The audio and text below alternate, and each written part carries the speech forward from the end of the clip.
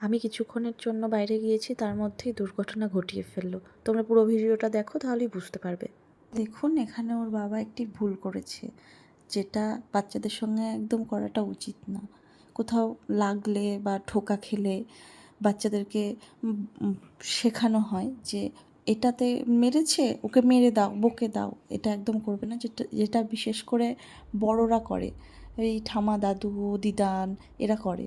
তো এটা একদম করাটা উচিত না। এটা করলে বাচ্চারা প্রতিশোধ নেওয়া শেখে, যেটা আমার মেয়ে একদম করেনি। কেননা আমি ওকে ভালোভাবে শিখিয়ে এসেছি যেটা করা একদম উচিত নয়।